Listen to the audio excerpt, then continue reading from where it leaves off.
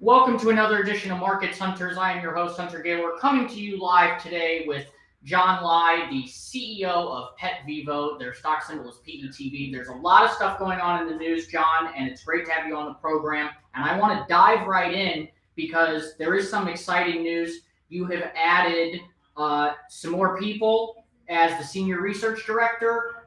There's a lot of news, so I'm going to give you the floor and kind of have you dive into it because I think there's some really incredible stuff going on. Well, thank you, Hunter. So, 2 weeks ago, literally had all the employees fly into Minneapolis. We wanted to introduce everybody as well as go over what we have done the last year, all the systems that are in place, and also let the salespeople and the veterinary doctors know about the types of processes we have in place in production, how we meet human medical device standards, how we send out statistical sampling of each lot of syringes to two independent human laboratories where they do certification for sterility and everything. So the probability of having any issues with these syringes are like almost zero. So it makes the salespeople comfortable, it makes the vets comfortable, and obviously, when we hired Tom Yarbrough as director of research, he knows all that. But it was good to have him also tell the salespeople and the rest of the team. So he has a tremendous reputation in the marketplace. He's chief of surgery at Dubai Animal Hospital. They handle all the royal family's horses, the most expensive horses in the world. He's the chief surgeon. So he's with us now. Right there, that right there is a big deal. If people of that level are actually the ones that are entrusting a person like that, that's a testament to obviously what you're doing at PetVivo and the spring product and the legitimacy of the product as well. Yeah, and if you see it, the news release, his quote, he says, I'm always one of the last to adopt any new technologies. So I'm basically adopting this technology. So, if I'm saying it's okay, it should be okay for everybody else. And then the other vet that we hired is Dr. Maureen Dower. She 22 years at Zoetis Animal Health. She was involved in many aspects of product launches, adverse events, and so on. So it was really exciting to have her contact us too, wanting to join the company. And I think she did an interview where she said, you know, I wasn't even familiar with Pet Vivo until one of our top sales reps and one of my favorite sales reps jumped to Pet Vivo. I called her up and she was telling me about the product. I did more research, and the next thing I know, I reached out to you guys and you hired us. You hired me, and so we're excited to have her on board too. So we have 5 technical service vets in house, so we can really handle the demand. But we're really excited going forward because we updated the whole management team, all the employees of the various catalysts that we have coming up in the next 6 months. We basically have 6 additional studies that should be completed or at least have an abstract out where we're able to do presentations on it by the end of this year.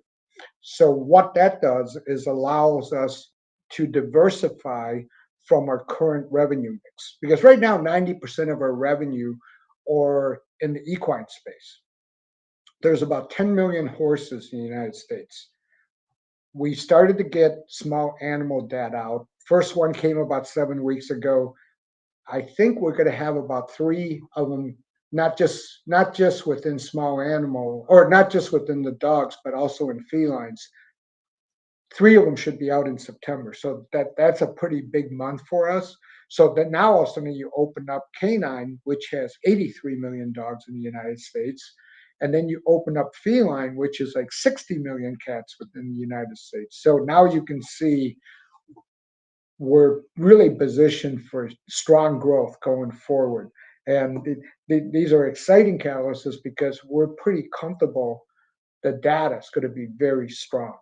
Uh, we don't get to see the data, but given the fact that like the feline study is already said they're going to publish in one of the top feline magazines, and you don't publish if it's bad data.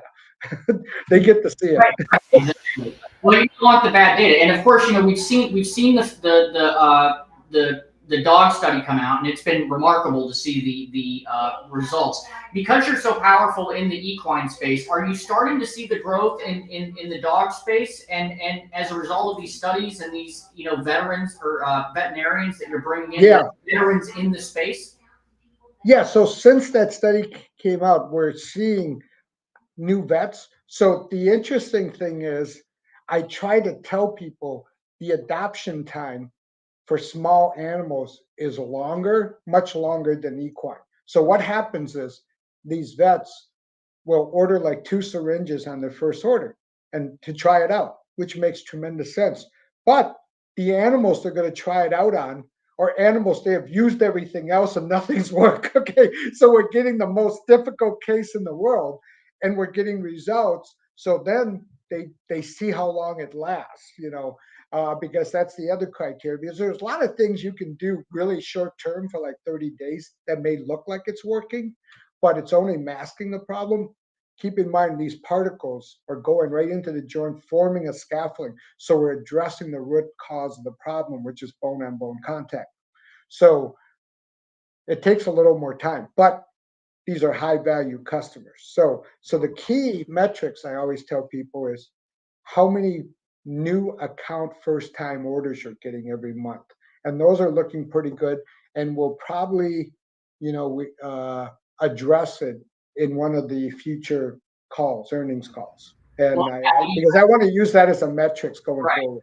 Right. No, and I think adding on that point, I think when we look at it from a shareholder perspective, as long as we continue to see positive growth, quarter over quarter, year over year, I mean, it's just a matter of acquiring market share. And obviously, with Amerisourcebergen, and some of these other strategic, joint ventures and things that you're getting into, and the testaments that you have from the equestrian space, I think it's going to continue to show. It's going to be very interesting. We're waiting for the feline study to come out, obviously, because cats show different pain tolerances, as in some of our conversations with the veterinarians. So you really have to monitor how they're doing, right, from an observation Yeah. perspective. So, Yeah. And the good thing is, Zoetis is doing a great job on educating the cat owner on how to identify red flags for potential osteoarthritis. So it's helping everybody. And Zoetis history has been to educate the consumers to grow market. So it's a win-win for everybody because they're growing the market for all of us. well, no, I think that's great. And, John, just kind of like, we're doing a quick market update today, obviously, because there's a lot of things going on. And I know that you're going to be coming out with some more news and things, over really rapidly the next couple of weeks and months. And so we're going to obviously keep going on that. But, from a revenues perspective, are we planning on exceeding revenues? Can you give us a little hint there? We have made we have always said we don't give the guidance on the revenues. And I've always said in my history of being involved with companies, when you're launching a disruptive technology, you're going to have high volatility.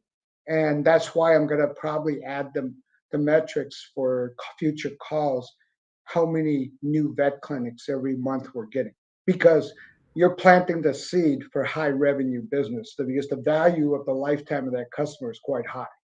Right, and I think that when we go back and we look at it from a market perspective, that's a good indicator of the fact that more and more vets are, utilizing the product, and then because these vets are actually joining your company from a research and development perspective, that's a testament that they're going to keep, sharing this type of technology with the veteran or the entire veterinarian community. So I think Yep.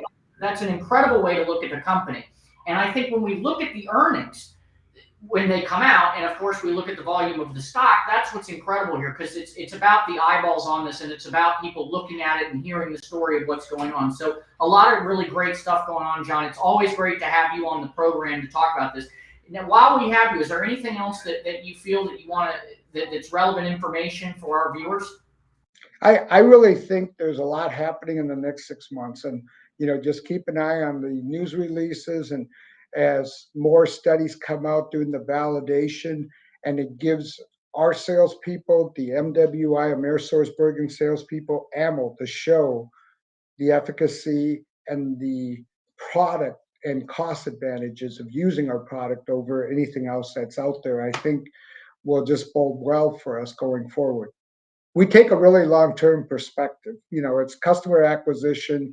I'm not that concerned about quarter-to-quarter fluctuations because eventually you're going to grab market share. Well, no, exactly. And I think the way that the Market Hunter platform works and the way that we look at it from an investment perspective, we're always that 3 to 5 year hold, right? It's the buy and hold. We're looking at the long term growth of the company. These are emerging market companies. As you said, very apropos, these are disruptive technologies. So not only is it proving out the actual efficacy of the product, but also the results of the product. We saw that clearly that you were able to do that in the equine space. We're seeing that through the endorsements we're now getting in the dog space. Now we're going to be seeing it in the feline space. So this is conservative growth over growth that we're seeing happen, especially from a development side. So that's how we look at it. We don't endorse, we endorse the 3 to 5 year buy and hold model for a lot of the companies we identify and the leadership that we talk to. Because we want to see it grow. We think that's the right model to actually, participate and get real shareholder value over the long period of time. So I'm definitely in agreement that we're going to be following this over the long period of time. So make sure you like and subscribe to this channel, ladies and gentlemen, and our viewing audience across LinkedIn and Twitter and Instagram and all the different social medias that platforms that are out there. We're coming to Roku very soon. Obviously, it's on Spotify, iHeartRadio, Apple, all the podcast locations. So if you missed this, go tune back, share this with your colleagues and your friends. Listen to John and his update. Follow the stock. Their symbol is PETV. John, as always, it's such a pleasure to have you, and it's always great talking to you. And I'm just really happy for the innovation that's coming on. As an animal owner, I can tell you it's things like this that are the natural products that I'm a believer in. So it's really exciting thing. So John, thank you so much as always. Thank you, Hunter. Take care. Thank you, everyone, and make sure to tune in for the next Markets Hunter when we come to you live.